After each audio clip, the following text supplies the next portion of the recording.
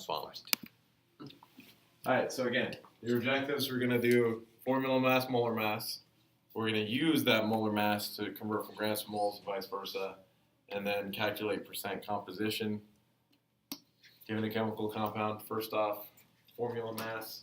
You got to fill in the blank on the notes that you haven't gotten yet.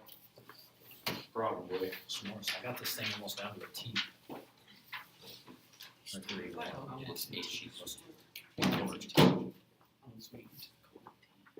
So formula mass, sum of average atomic masses for all atoms represented in a formula.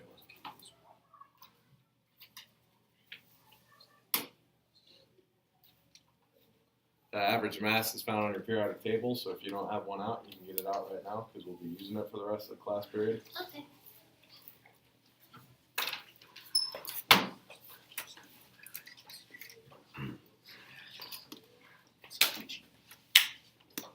So this is where that knowledge is going to come into play. So Morgan's been studying, so he could tell me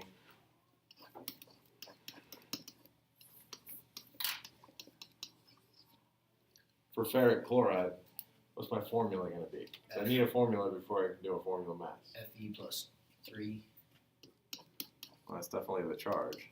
and Cl minus 1. Okay. So it's FeCl3. Good.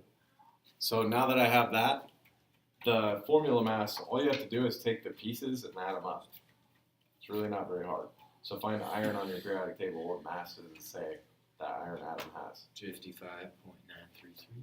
Now, the next step here too, we're going to be consistent and do the same thing for every element on the periodic table, mostly because you're going to use different periodic tables at different times. If you happen to be using a different source, I use one on my cell phone a lot because I don't necessarily have a periodic table on me when I'm trying to grade a paper. But if you look at different sources, you're actually going to get different numbers because those things get updated, right? And they become more precise, over time. So what we're going to do is be consistent, no matter if you're using a periodic table from today or 10 years ago, or that one up there that's probably 20, 30 years old, you're probably going to have about the same number no matter what. So we're always going to round to the hundredths place. So this was 55 point what? 933. 933? Yeah. So we're just going to round this to 0.93. Always round to the hundredths place when you're using those masses off the periodic table. That way everybody's consistent. Everybody has the same number, even if they're using a different periodic table. Plus, it affects our precision when we're doing calculations. If you're being more precise than somebody else, you'll have more sig figs, so that screws everything up, right? It doesn't actually screw anything up. It's just you're going to get a slightly different answer than everybody else. So to be consistent, we're just always going to round to that 2 places past the decimal. So there's 1 iron. There's 3 chlorines here. What is chlorine's mass? It's like 35 something? 35.45. And again, you rounded to the 2 places past the decimal probably. Did we round correctly? Yes, we did. Because you do have to round it up if necessary. Because it's 0.453. Okay, so that rounds down, we're good. But again, there's actually 3 of those. So I'm actually going to multiply that number times 3 before I add all these pieces together to get a total. And that brings me to my next point. If you did not bring a calculator to class today, or happen to steal it out of the basket on your way in, right, Matt? You are probably going to want a calculator in the near future for everyday stuff, because although you could do this probably without a calculator, it might be a little bit difficult. Yeah. So She's it on the phone. you can do that outside of class, but you can't do that in here. So Who says? me, Come I on. saw your first period of class had their phones out. Oh. Yeah. that never happened. Yeah, they did. So I shuffled in my cards. Yeah, no. Thinking that they were all going to, end up the same way now. Okay, so what did you I get, didn't Chris? think about cards. After I multiplied the 35. I That's have 3 or two. what? Well, add all this together. Did you get it all calculated? It wasn't that hard. Just Or were you just pretending to use a calculator? I was just pretending. hard help. 162.2828. 162.28. So that is your answer. This answer right now, if we're just talking about a formula mass, is in AMU. Right, that's the AMU. Remember, that's the mass unit that they came up with for atoms. In fact, that means atomic mass unit. It's just a tiny little unit, a lot smaller than a gram, that's a lot better for something that's as tiny as atoms. So we use that in this context, 162.28 AMU. That's how much one iron atom and 3 chloride atoms combined, that's how much it weighs. So it's really, really tiny actually. But one of these, 3 of these, 162.28 AMU total. So another example. Let's say we do, let's do one a little bit more complicated here. Let's just do aluminum hydroxide.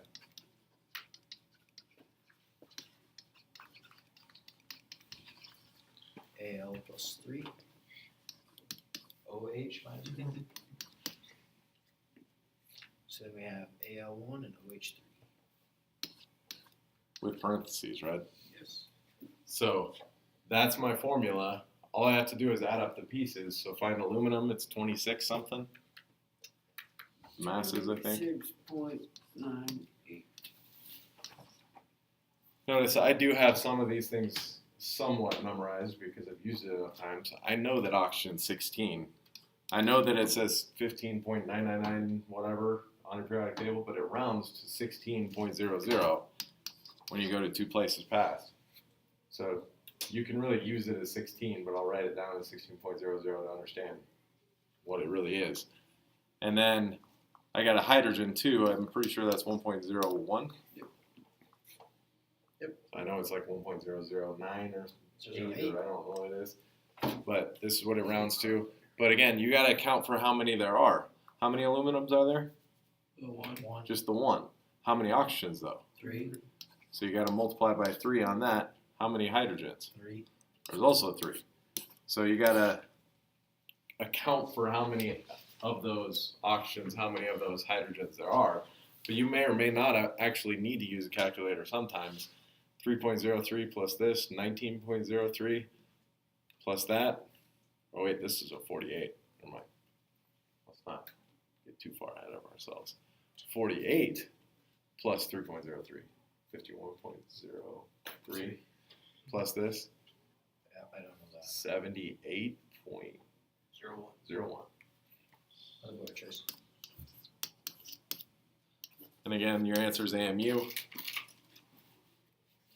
If you have 1 aluminum atom, 3 oxygen atoms, 3 hydrogen atoms combined, you get 78.01 AMU as a mass.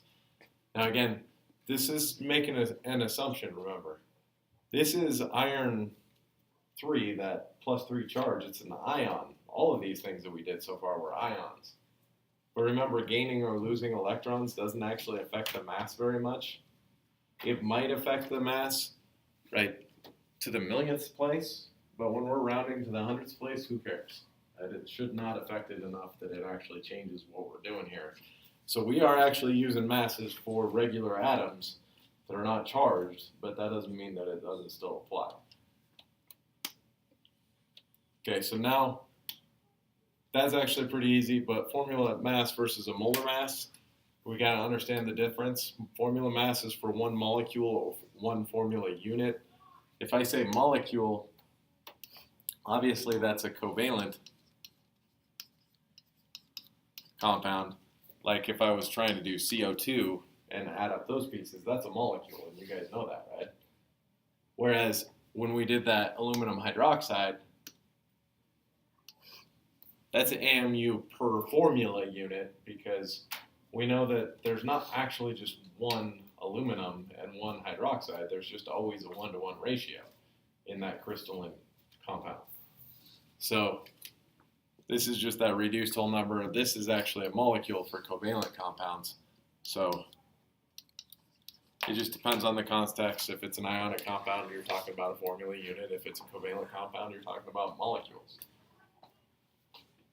But molar mass is for 1 mole of the compound, and that's the next thing that we need to worry about. If we're looking at water there, you have the example on your notes, I'm gonna have to write it up here. That water molecule, 2 hydrogens and an oxygen, weighs 18.02, because it's 16 for the oxygen, 18.02 AMU per, and you're gonna have to change this because I made a typo in the notes. It's not supposed to be per atom, it's per molecule. So change that atom into a molecule because I screwed that up, but otherwise it really doesn't change anything as far as the answer is concerned. But a molar mass is not AMU per molecule, it's grams per mole. So I need to change this mass unit into grams. I need to change this molecule into a mole value. All right, so I think we talked about that mole value before, possibly. How many of anything is in a mole? Write it on your paper if you're not sure.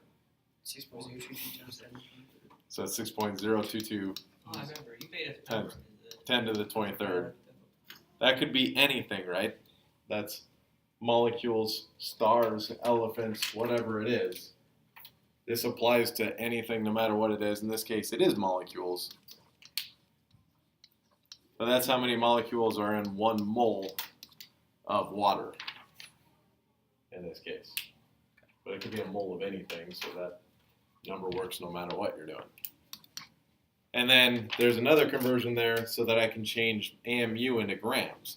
I want this as a gram value, so it's 1.661 times 10 to the negative 24th grams. That's how much 1 AMU is equal to. And when you multiply those 3 things, so Trace got his calculator in front of him, let's make Morgan be productive work. Already got it. And What do I gotta do? you take it and you don't even put it Well, on. you never asked me, so. You guys probably have the calculator through that. 18.02 times. So remember, just ignore the 10 to the power initially. We can tack that on at the end. But what's 18.02 times 6.022 times 1.661? 180.25. Just gonna guess that. Now I'm just gonna keep it 180.2 because you're supposed to have how many sig figs in your answer? 4. And I think it was 245 or something like that. 45.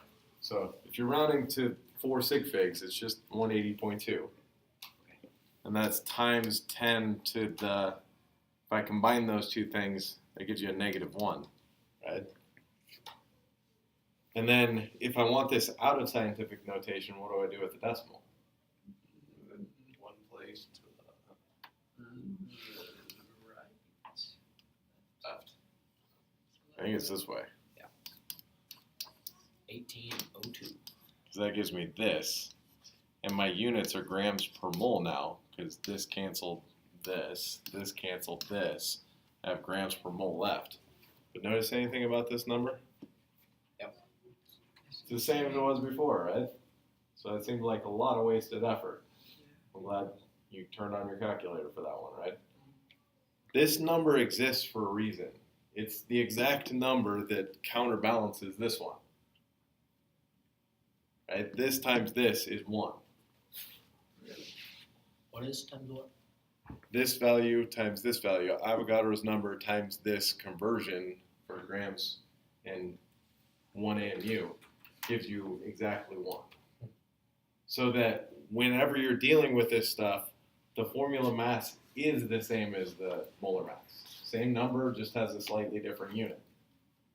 Because whereas before, I was talking about 2 hydrogen atoms and an oxygen atom combined in 1 molecule, and it weighs 18.02 AMU. Now I know that 18.02 grams of water, which considering the density of water is 1 gram per milliliter, is 18 milliliters of water essentially, which is less water than is in my water bottle right now.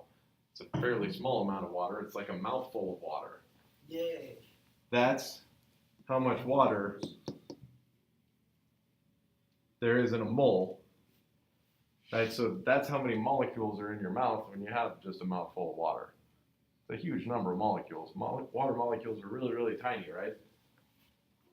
And this is a hard concept to understand. But going from here to here, you're not supposed to have to do math. That's the point. So this number exists for a reason. It's to help you not have to do some extra math. Yay. So if you have exactly a mole of anything, the formula mass and the molar mass are the same. Sort of. So it's the same number, different units. The number is the same, whereas the unit, AMU per molecule, that turned into grams per mole is different.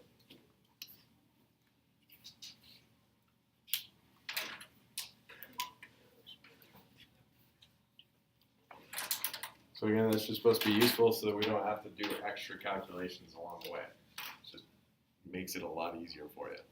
So this is the kind of question you'll actually have for like worksheet, quiz, test, whatever.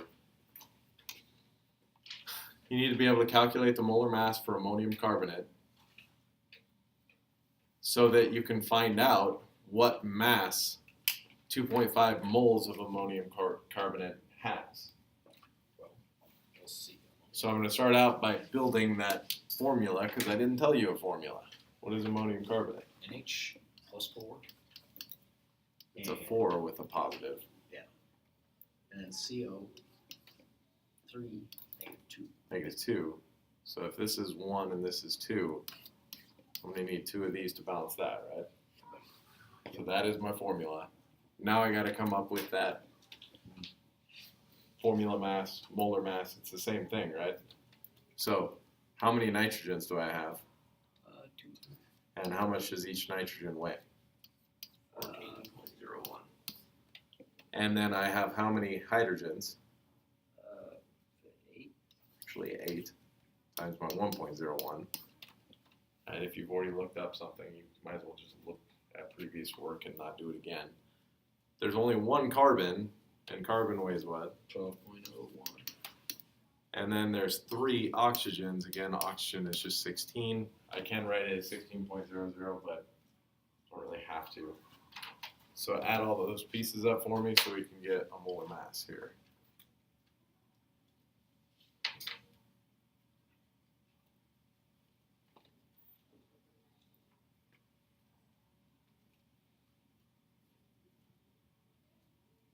Seems like it's going to be kind of big. I don't know how big though.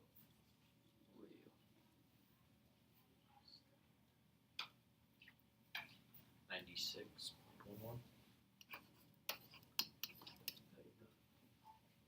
Is that confirmed by anybody? I don't want to go on until it One. does. What? 1. 1-1?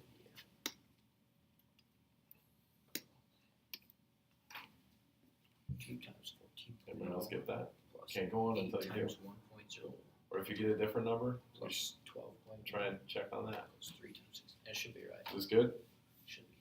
Yeah. Awesome. All right. So this could be AMU per formula unit, but in this case we want it to be grams per mole. We want a molar mass because we're trying to figure out how many grams are in 2.5 moles of ammonium carbonate. So I start out in railroad tracks with what I'm supposed to have, or what I was given at least. And then what am I going to do with this number to get grams instead of moles? Put it over there, bottom right. Notice that it is a fraction. So am I going to multiply or divide by this number? Divide. So bottom right. So 96.11 grams. Grams cancels moles. Oh, moles cancel moles. Yeah, but the mole will be up here if you divide by 96.11. So were we supposed to divide? No. Yeah. Probably not. Well, don't confuse us. You should multiply by 96.11 grams because that means the mole value is on the bottom of that fraction. This cancels this, and 2.5 times 96.11 grams gives me what answer? 240.26. Now when you're doing this, also be careful. How many sig figs can I have in my answer? 2. We haven't dealt with sig figs for a while, but I can only have 2, so that means it's just 240, right? Yep. 240 grams is my answer. Oh yeah, because the zero don't count. That's as a how much sulfate, does it? 2.5 moles of ammonium carbonate weighs. Yeah, the zero does not count there. All right. Alright, good. So, you understand how to do that one? Yeah. Okay, so then you guys are going to set up this one. It's the same kind of example. Right, and I'll pause this real quick so that maybe I don't have to waste a bunch of time on the video with. So you got to add up the pieces. Well, first you got to know that this is the formula. And you must have done a good job.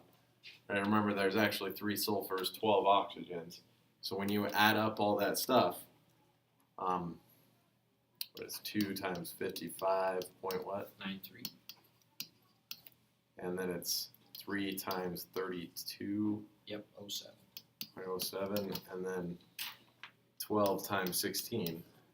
Add that all up, you get 400.07. 07. And that's going to be grams per mole.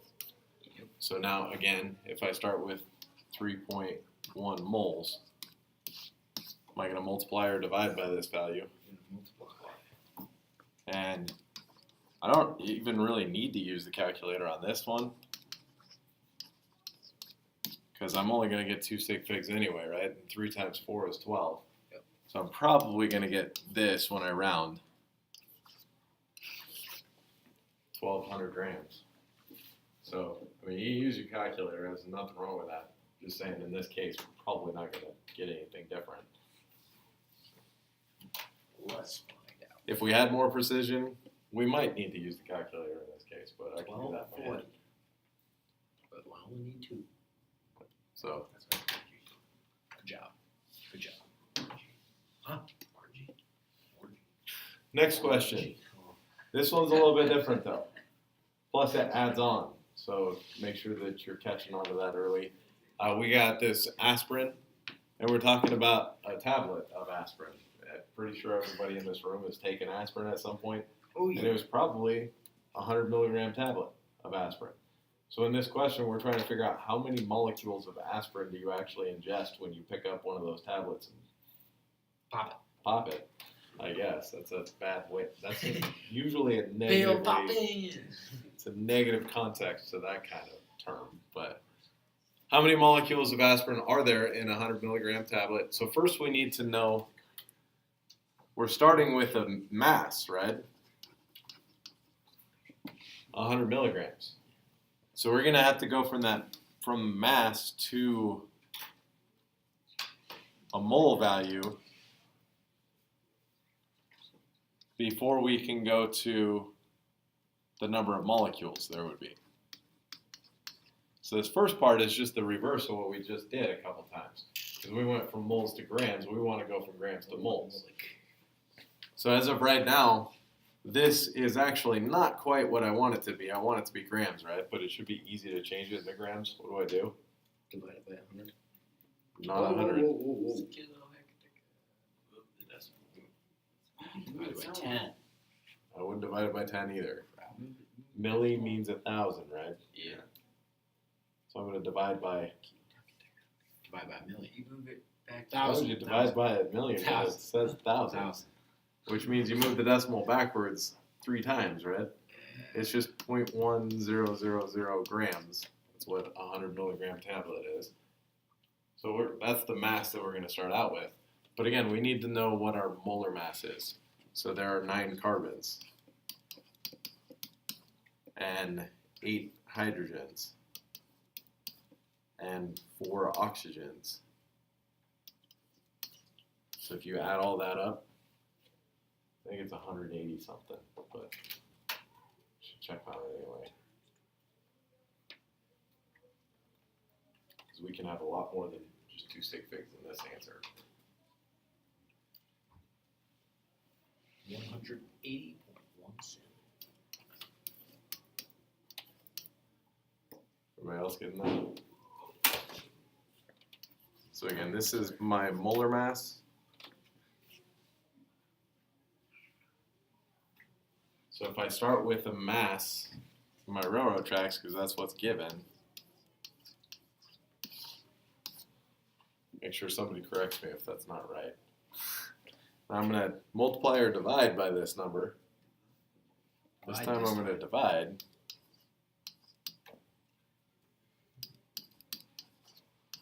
Because the moles goes on top then, because this is a fraction again. You can flip it however you want to put it in the railroad tracks. And then finally, there is a last step here that we should add on. I want molecules, not moles. So what was that big number of molecules there always is in moles? 6.022 times 10.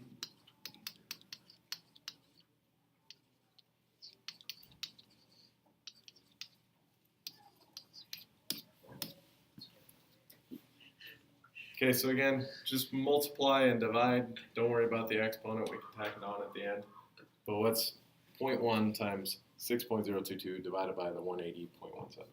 When I multiplied it out, I got 156.15. Well, let's see. That seems really big. No, I mean like for the number with these. Oh, this instead of thing? 180. 180 seemed kind of familiar to me, so hopefully. Well, we can actually I find got 0.0033.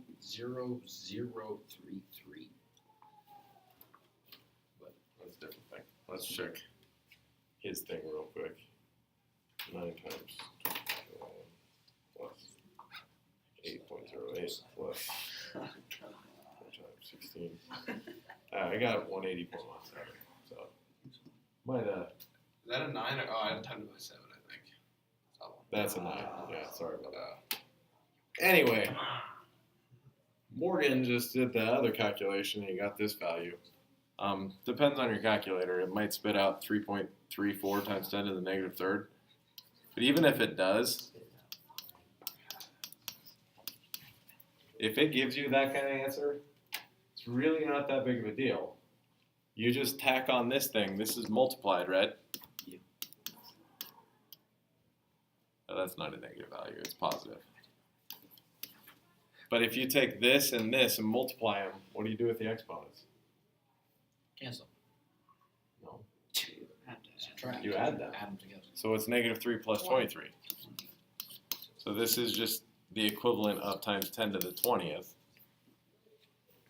So I have to have a scientific notation in this anyway. But when you take a 100 milligram tablet of aspirin, you're ingesting 3.34. Actually, might want one more sig fig, so it's 3.342. Because this has 4, that has 4, that has 4. Or this has 5, but I need 4 of my answer. Times 10 to the 20th. That's how many molecules are in a 100 milligram tablet of aspirin. That's a lot of molecules again. But again, you have 6.022 times 10 to the 23rd molecules, which is more than that, in that mouthful of water that you wash down the aspirin with. So molecules are just really, really tiny. That's scaring me. Okay, so we good with all that? yeah. You could probably do that on a worksheet if we had to later. Got like So, 2 a minutes. good stopping point. Yeah, Yes, great stuff. very good. Great. Goodbye, Zane. I love you. And Quinn. Well, And Lindsay. It's plenty of chemistry.